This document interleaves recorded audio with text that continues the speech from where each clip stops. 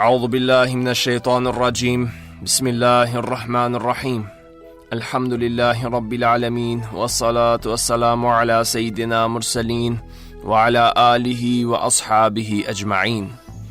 Falëndrimet dhe lavdrimet I takojnë vetëm Allahut xhaleshanuhu, I cili na krijoi në formën më të bukur. Na udhëzoi në fenë e vërtetë dhe të vetme të pranuar. Na e shpalli Kur'anin udhërofyes dhe na e dërgoi Muhammedin sallallahu alaihi wasallam mësues. Përshëndetjet tonat për zemërta, qofshin mbi vulën e pejgamberisë, të dërguarit fundit Muhammedit sallallahu alaihi wasallam, mbi familjen e tij të ndershme, mbi shokët e tij të sinqertë dhe mbi gjithë muslimanët, të cilët e kanë ndjekur rrugën e Islamit, janë duke e ndjekur dhe do ta ndjekin atë deri në ditën e gjykimit. Amin. Dëgjues të nderuar, është e domosdoshme që ne si musliman të vetëdijsohemi dhe të bartim përgjegjësi për veprimet tona, sepse shpesh shohim se I marrim shumë sipërfaqësisht disa gabime dhe anomali të shoqërisë sonë dhe nuk u japim shumë rëndësi, por në fakt ato janë shkatruese e shoqërisë. Njerëzit shpesh nuk brengosen për mëkatet e vogla, duke menduar se ato nuk janë të rrezikshme, por harrojmë se edhe krimbi është I vogël, por e shkatron një dru të lartë 10 metra. Andaj, duhet të kemi kujdes që mos na bëhen mëkatet normale, sepse kjo është fenomeni më I rrezikshëm, nga shkaku se njeriu nëse ka turp të kryej një mëkat, edhe ka gjasa për ta lënë.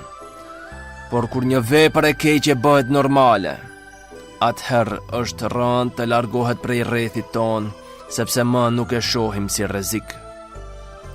Ndër mëkatet të cilat na janë bërë normale, dhe kemi filluar të mos brengosemi, saqë ka edhe tendenca të zbutjes së qëndrimeve fetare ndaj saj, është çështja e duhanit. Me që jemi në periudhën e ditës ndërkombëtare të luftës kundër duhanit, e cila organizohet me datë 31 maj, edhe ne do të përmendim një analizë dhe qëndrimet fetar ndaj këtij fenomeni, që të vetëdijsohemi sadopak për largimin e këtij virusi prej shtëpisë dhe shoqërisë sonë. Duhani fillimisht është konsumuar në Amerikë nga popujt vendas, saqë Christopher Colombo në vitin 1492 në ditarin e tij përshkruan se si vendasit atje e mbështillnin gjethin e duhanit dhe thithnin tymin e saj. Kurse në Evropë ka arritur në vitin 1528, kurse në Japoni ka arritur në vitin 1542 përmes tregtarëve portugez. Ndërsa në perandorinë osmane ka depërtuar ka fundi I shekullit 16, derisa Sultan Murati IV e ka ndaluar me ligj konsumimin e duhanit në vitin 1633, dhe atë I cili e ka shkelur këtë ligj është dënuar me vdekje. Sot konsumi I duhanit ka marrë për masa botërore. Çdo ditë më tepër se 4.000 të rinj bëhen përdorues të rregullt të duhanit. Në vitin 2001, shoqata American Heart Association me statistikat e saj raportoi se rreth 30% e nxënësve në shkollat e mesme dhe më tepër se 63% e studentëve kanë provuar duhanin. E fëmia që në moshën 13-14 vjeçare fillon konsumimin e duhanit, me përqindje të madhe do të jetë steril.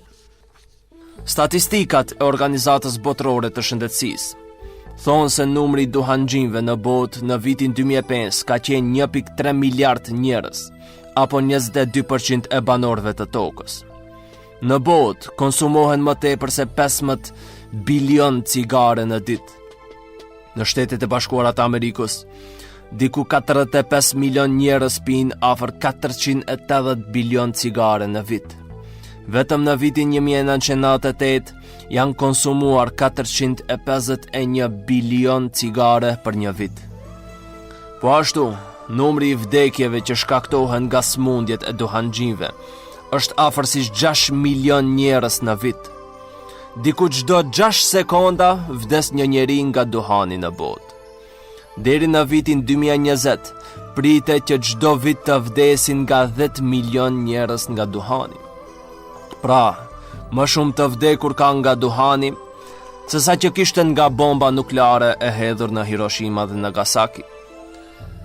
Organizata The American Cancer Society kanë ardhur në përfundim se cigaret janë shkaktar për vdekjen e më shumë se 400.000 njerëzve në Shtetet e Bashkuara të Amerikës për çdo vit. Në Evropë, çdo vit vdesin 1.2 milion persona nga pirja e duhanit. Në vitin 2004, mbi 5 milion të rritur mbi moshën 30 vjeçare kanë vdekur nga përdorimi direkt i duhanit. Në Britaninë e Madhe, vdesin afro 27.500 njerëz në vit për shkak të duhanit. Prej tyre, shumica janë në mes moshës 34 dhe 65 vjeçare. Në Liban, vdesin 3.500 njerëz në vit si rezultat i pirjes së duhanit. Numri i vdekjeve që rezultojnë nga konsumimi i alkoolit dhe drogës është shumë më i vogël se numri i vdekjeve që shkaktohen nga duhani. Rreziku i vdekjes nga duhani është 13 herë më i lartë se sa nga sëmundje tjera. Mbi 90% e atyre të cilët vdesin nga kanceri në mushkëri të bardha, shkaktar i saj është duhani. Konsumimi i duhanit, përpos që shkakton vdekjen, është shkaktar edhe i shumë sëmundjeve tjera të rënda. Cigaria përmban afër 4.000 hemikale, shumica e tyre janë shumë të dëmshme, prej të cilave 43 prej tyre shkaktojnë kancerin. Pirja e duhanit shkakton afro 25 sëmundje të ndryshme, prej atyre kronike deri te ato vdekjeprurëse. 71% e sëmundjeve të kancerit në mushkëri vijnë nga konsumimi i duhanit. Të dhënat statistikore bëjnë të ditur se në Maqedoni 58.4% e popullatës vdesin nga sëmundjet e zemrës dhe enëve të gjakut, ndërsa 17% nga neoplazmat malinje. Edhe mjekët rekomandojnë se pirja e duhanit është faktor kryesor në rrezikun për shfaqjen e këtyre sëmundjeve. Përdorimi i duhanit e rrit rrezikun edhe nga goditjet e zemrës dhe goditjes në tru, por ndikon edhe në shtërpsi. 42% e popullatës së Maqedonisë në mes moshës 15 deri në moshën 64 vjeçare janë pirës të duhanit, ndërsa rreth 20% janë nxënës të shkollave të mesme dhe student. Shtimi i rrahjeve të zemrës, si dhe rrudhja e arterive ku gjenden edhe arteriet e zemrës, shkaktohet prej pirjes së duhanit. Nëse njeriu në gjakun e tij pranon 2 mg nikotin apo një cigare, rrahja e zemrës për 1 minutë shpeshtohet për 15 herë. Hedhja e gjakut nga zemra në minutë nga 10 litra bëhet 12 litra. E kështu, duhanxhiu edhe kur është ulur, zemra i punon sikur është duke punuar ndonjë punë të rëndë fizike. Po ashtu, shkakton ngushtimin e enëve të gjakut, shkakton kokëdhëmbje, bronhit, nervoz, shqetësim, iluzion, fiksime e tjera pasoja mendore. Te gratë shkakton dëme edhe më të rrezikshme. Te gratë shtatzëna, duhani shkakton abortimin e fëmijës në 60% të rasteve. Shpesh ndodhin edhe lindje të parakohshme. Te gratë të cilat e konsumojnë duhanin, ekziston rreziku i lindjes së fëmijëve me pasoja apo sëmundje të lindura, ku ky rrezik është 40% më i lartë te gratë të cilat pinë duhan. Një cigare vetme mjafton për mbyqjen e njeriut nëse ajo i jepet përmes gjilpërës në ven. Kjo është dëmi të cilin ja shkaktojmë vetvetes son dhe shëndetit. Edhe pse ne si musliman e kemi të ndaluar që ta dëmtojmë shëndetin dhe trupin ton. E dikush pastaj thot, mua nuk më bën dëm duhani. E para, ti nuk je mjek për të sjellë këtë konstatim. Po ashtu, nuk e bërë incizim për të parë se sa të janë dëmtuar organet e brendshme. Por edhe nëse themi se nuk i bën dëm trupit tënd, shkaku i imunitetit të fortë apo arsye të ndryshme, përpos kësaj, ne dëmtojmë edhe të tjerët përreth nesh. E kush na ka dhënë këtë të drejtë që ti dëmtojmë të tjerët?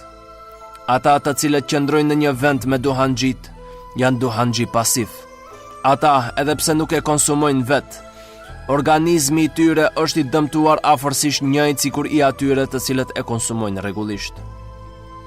Vetëm në Evropë, 80.000 njerëz vdesin gjatë një viti si pasojë e pirjes pasive të duhanit. Rreth 700 milion fëmijë thithin ajër të ndotur nga tymi i cigares, i cili më së shumti ndodh në ambientin familjar.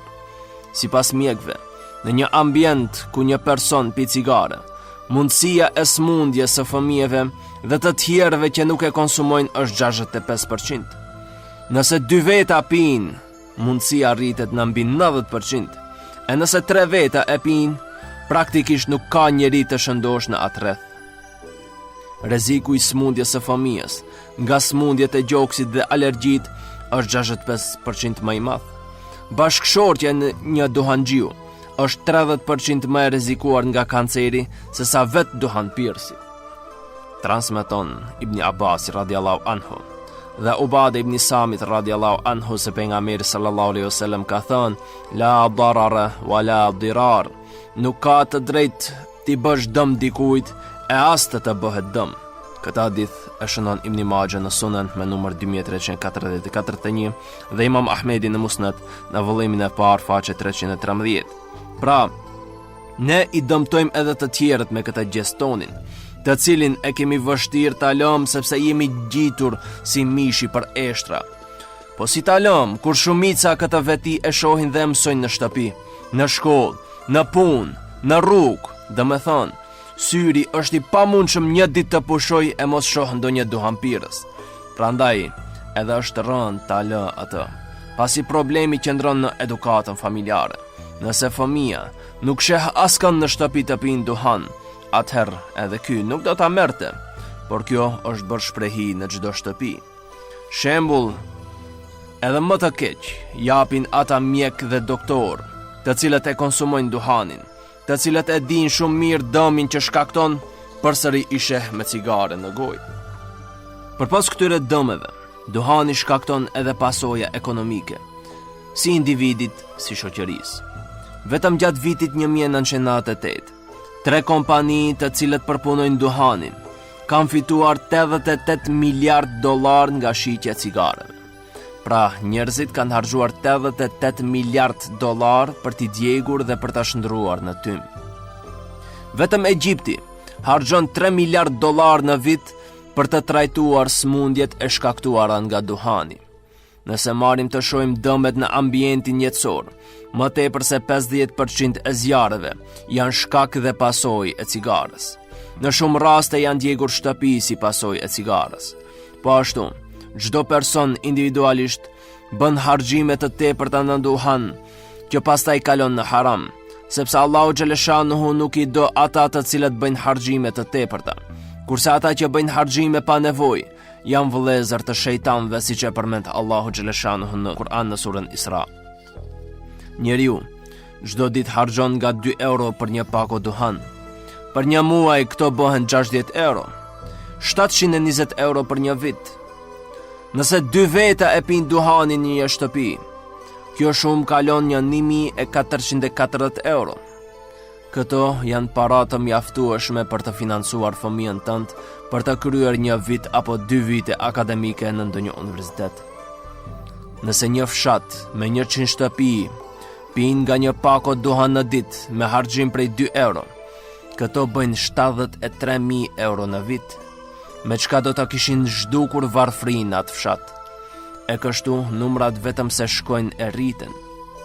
E nëse na kërkohet ndonjë euro për ndihmë të fesë islame, për xhami, për vakëf, çdo kush ankohet, kurse nuk e kursejmë në vepra të kota. Statistika flet se një njeri në vit pi 2300 cigare apo 115 kuti. Domethënë, njeriu harxhon shumë pasuri në një prodhim në të cilin shkruan e dëmshme për shëndetin, në një prodhim të cilin e ndes me zjarr dhe e shuan me këmbë. Vallë në ditën e gjykimit, kur do të pyes Allahu xhaleshanuhu se me pasurinë si e fitove dhe ku e harxhove, a do t'i themi se kemi bler 115 kuti cigare në vit? Nëse paratë që i harxhojmë në konsumimin e duhanit do t'ua kishim bler fëmijëve ndonjë dhuratë apo gruas ndonjë dhuratë, do t'u kishte shtuar dashuria dhe respekti ndërfamiljar.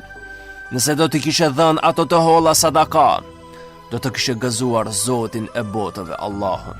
Andaj, kujdes ku e harxhon pasurinë tënde. Transmeton Mughira bin Shu'ba radiallahu anhu se pejgamberi sallallahu alaihi wasallam e ka ndaluar humbjen e pasurisë. Këtë hadith e shënon Imam Buhariu dhe të tjerët. Vallë, a nuk mendojmë se sikur të ishte duhani i mirë, do të fillonte me bismillah, kurse asnjë duhanxhi nuk e thot bismillah, sepse e din se ajo nuk është e mirë, pasi bismillah thuhet para se të fillojmë punën e hajrit, e cigaria nuk është punë e hajrit. Ne po ashtu e dim se pasi të konsumojmë halalin, themi elhamdulillah, kurse asnjë duhanxhi nuk thot elhamdulillah pasi e përfundon duhanin. Sikur të ishte bereqet, nuk do ta shkelje me këmbë në fund, ku e dim se e mira nuk shkelet me këmbë. A ekziston ndonjë ushqim apo pije përpos duhanit në të cilin shkruan se është i dëmshëm për shëndetin? Ne shohim se shkruan që është i dëmshëm dhe përsëri e blejmë. Paramendoje sikur të shkosh në shitore dhe të shohësh një ëmbëlsirë, në pakon e së cilës shkruan është e dëmshme për shëndetin. Vallë, a do e kishe blerë? Po ashtu, a nuk kemi menduar ndonjëherë përse në asnjë pako të duhanit nuk shkruan afati i skadimit? Përse? A keni parë ndonjë kompani në botë e cila në ambalazhin e prodhimit të vet të shkruaj se është i dëmshëm? Paramendonja, kompania e iPhone-it të shkruaj në paket se ky iPhone të vret, të shkakton kancer, të shkakton impotencë e tjera. Vallë, a do të kishte njeri i cili do të blej? Të gjithë e dim se jo. E kompanitë e duhanit janë të vetmet të cilat i paralajmërojnë konsumuesit e tyre për rrezikun fatal nga prodhimi i tyre, e njerëzit përsëri me plot dëshire blejnë. Po ashtu, nëse shkojmë në ndonjë shitore dhe shohim ndonjë prodhim me afat të skaduar, nuk e blejmë pasi e dim se është i dëmshëm. Bile jemi në gjendje të kacafytemi me shitsin përse mban produkte me afat të skaduar. Kurse paketimi duhanit është i vetmi prodhim në botë i cili shkruan se duhani vret, duhani shkakton kancer, duhani shkakton impotencë e tjera, por përsëri jemi në gjendje ta blejmë, duke mos e konsideruar ata të dëmshëm. Dikush thot se një person ka pirë duhan e ka jetuar gjatë e nuk ka vdekur. Ne dim se të gjithë do të vdesim, por kjo nuk është dëshmi, sepse ne shohim statistikat botërore që thonë se miliona kanë vdekur. E nëse marrim një shembull, 100 persona pinë një helm të rrezikshëm, 3 shpëtojnë kurse 97 vdesin. Atëherë nuk mund të mbështetemi në faktin që 3 persona shpëtuan e nuk është i dëmshëm në bazë të kësaj. Gjithashtu, nuk është as pak pamje e bukur që njeriu të tymoj, sepse e dim që tymon oxhaku i shtëpisë, tymon vetura e tjerë, por njeriu të tymoj?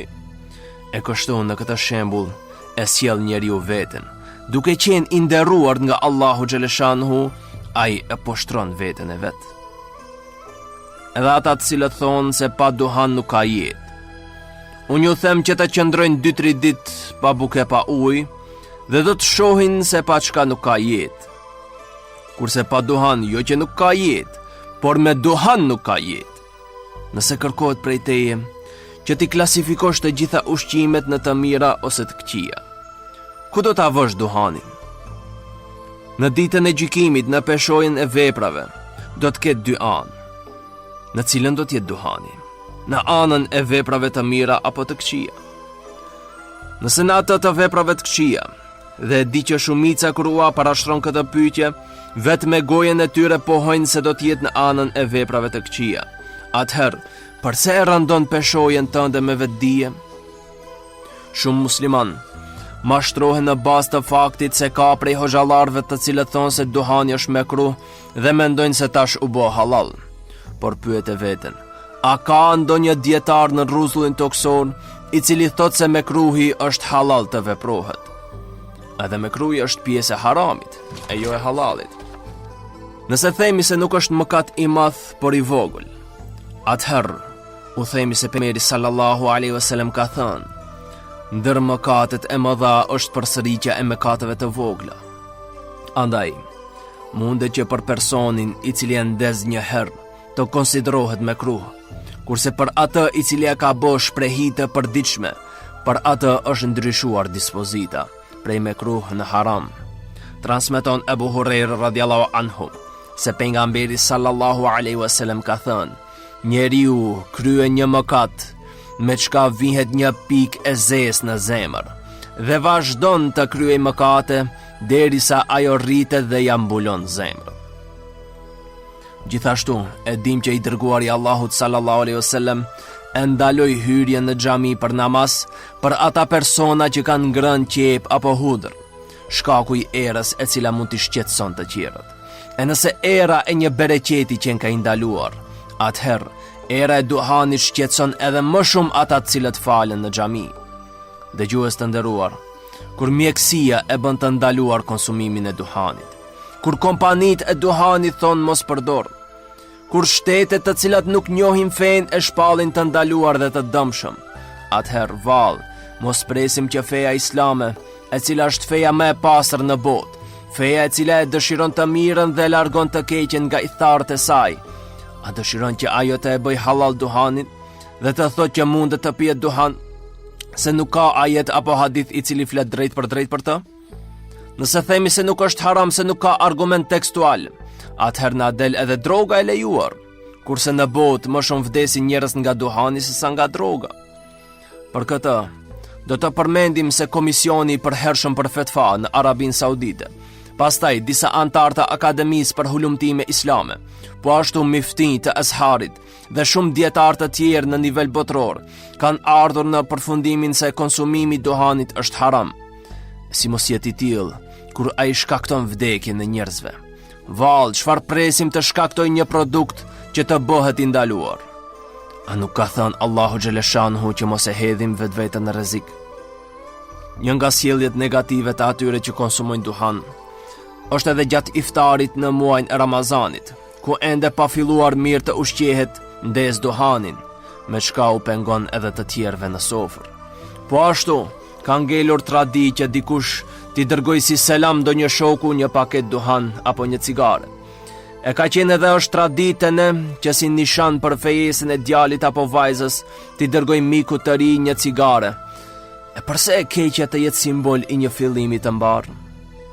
Në vim, do të përmendim disa metoda se si të parandalohet arritja të konsumimi i duhanit nga ana e fëmijëve dhe braktisja e saj. Askush prej nesh nuk do të dëshironte që djali apo vajza e tij që të pijë duhan. Por në një mënyrë, duhanxhiu kontribon që fëmia i vet të bëhet duhanxhi duke e pirë atë në praninë e tyre, ku ata ushqehen vazhdimisht me tymin që del prej tij.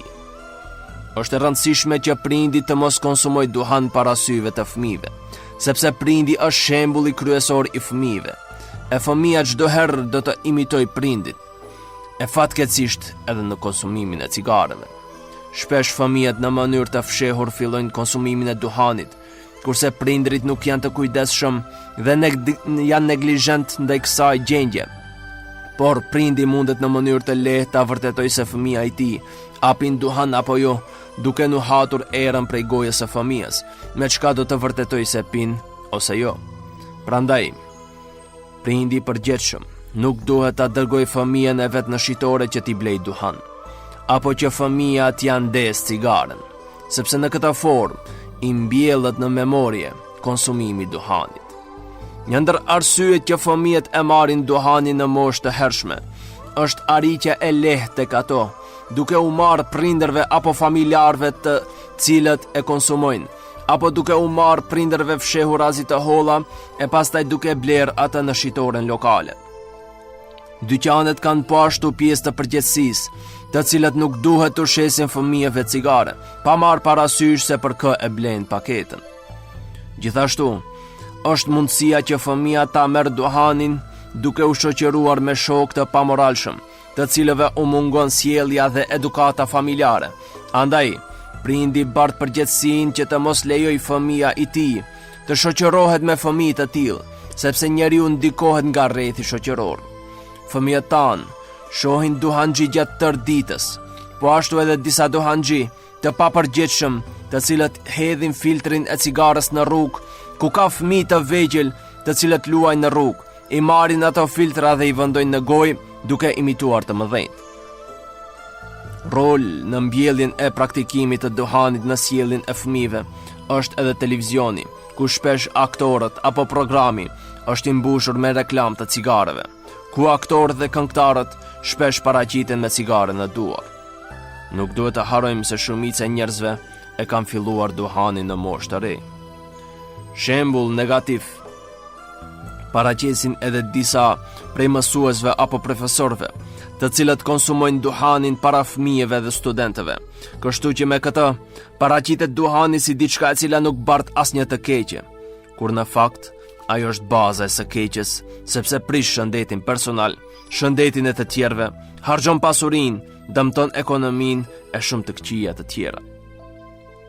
Duhet të marrim përvoja edhe nga të tjerët për të parë se si arritën që të largojnë duhanin nga shoqëria e tyre.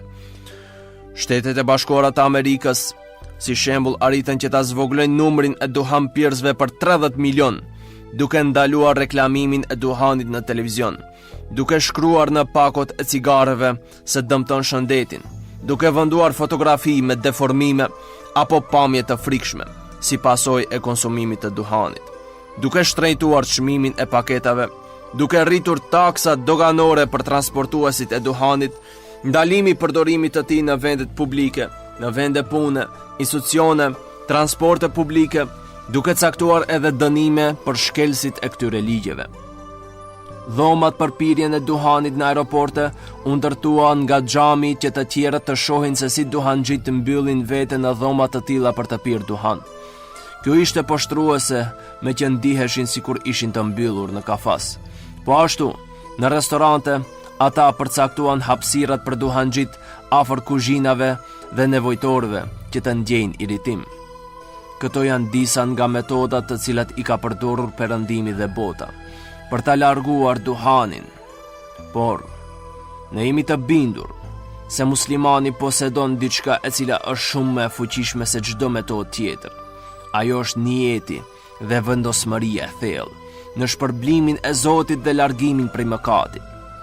Sepse në largimin prej mëkatit ne tregojmë se respektojmë ligjet e Zotit, e nuk duhet të arsyetohemi se është mëkat i madh apo i vogël, por se ne me lënien e duhanit tregojmë nënshtrimin tonë ndaj Zotit. Po ashtu, kur ne jemi në gjendje gjatë muajit të Ramazanit ta braktisim për një muaj, do të thotë se na mungon vetëm dëshira dhe vullneti, por për çdo gjë të cilën njeriu e braktis për hir të Allahut, Allahu do t'ja kompenzojë me diçka edhe më të mirë se ajo. Hoxhallarët duhet të jenë shembull konkret për të ngritur këtë iniciativë për largimin e shoqërisë nga duhani, e të mos bjerë në nivel të ulët që të mundohet para xhamatit që ta mbrojë gabimin e tij me qëndrime qesharake. Po ashtu duhet të shpërndahen materiale të shkruara, pamflete, libra, apo edhe postime elektronike në Facebook apo Twitter, ose në për rrjetet tjera sociale, për dëmin dhe rrezikun e konsumimit të duhanit dhe që të ndihmojmë edhe të tjerët për të braktisur këtë traditë. Pronarët e lokaleve, restoranteve, kafeneve e tjera duhet të mos lejojnë që të konsumohet duhani në objektet e tyre, duke u ofruar shpuzore apo duke u mundësuar që të konsumojnë në lokalin e tyre. Përfaqësuesja e organizatës botërore të shëndetësisë në Maqedoni, Maria Kishman, thekson se në botë, pas sjelljes së ndalimit të plotë për pirjen e duhanit në vende publike, 70% e duhanpirësve kanë hequr dorë nga ky ves i dëmshëm për shëndetin. Shkurtimisht, do të përmendim edhe disa metoda se si të arrihet në lënien dhe braktisjen e duhanit. Lënia e tërësishme e pirjes së duhanit dhe ata në formë përfundimtare është më e mirë se zvoglimi i numrit cigareve, nga shkaku se me reduktimin e cigareve nuk braktiset, vetëm se vazhdohet me një shpejtësi më të vogël. 2 javët e para të lënjes janë më të rënda, pastaj çdo gjë fillon të shkojë në rrugë të duhur. Andaj, durimi është një element që duhet të kultivohet në këtë periudhë. Çlodhja e mirë, sidomos gjatë ditëve të para të lënjes së duhanit.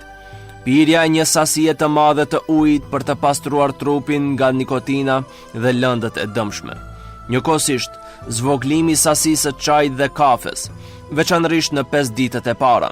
Personi i cili dëshiron që ta lë duhanin, duhet të mos qëndrojë në ambiente ku konsumohet duhan, që të mos i ngjallet dëshira për të. Gjithashtu, mos u shoqëroj një kohë me shokët të cilët e konsumojnë duhanin, që të mos ngjallet dëshira e rikthimit të saj. Edhe nëse qëndron me ta, mos kërko prej tyre që të japin duhan. Kujtoje se lypja është cilësia e skamnorëve, e ti nuk je i tillë. Largohu nga të menduarit në rikthim tek ai në kohën kur ndjen lakmi për të. Përkujto dëmet e tij dhe duro. Angazhoje veten me diç prej ëmbëlsirave dhe qumshtit. Dil në shëtitje në natyrë dhe merru me ndonjë sport, që të ndihmosh veten për të larguar mendimin mbi duhanin.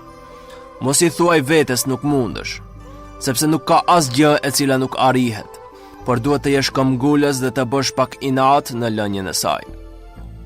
Mendo shokët të cilët kanë arritur ta lënë. Ti nuk je më i dobët se ata. Shtimi i ngrënjes së pemëve dhe perimeve të freskëta, sidomos ngrënia e ushqimeve yndyrore. Ushtroje veten ta përdorësh misfakun dhe pastro dhëmbat më shpesh.